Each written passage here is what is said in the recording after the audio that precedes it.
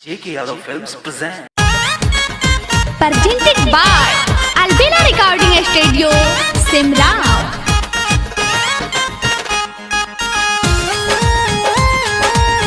J.K. Yadav Films.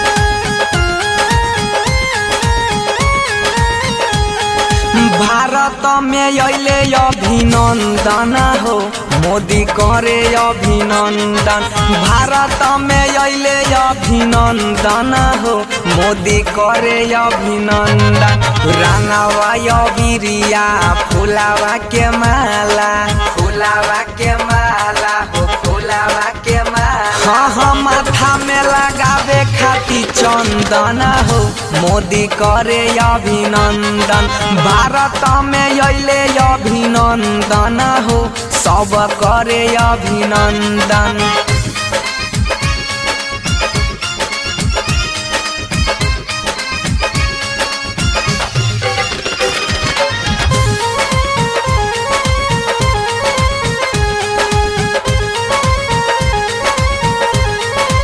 J.K. Yadav Films.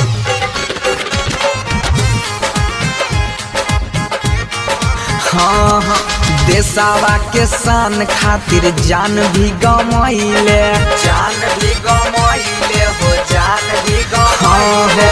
जाके पाकिस्तान से लौटियो के अइले, लौटियो के अइले, लौटियो के भैया। देशवा के शान खातिर जान भी गमैले, जाके पाकिस्तान से लौटियो के अइले।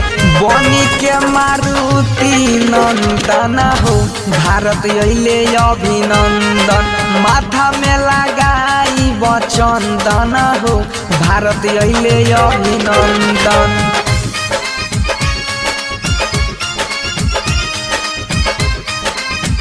J.K. Yadav Films.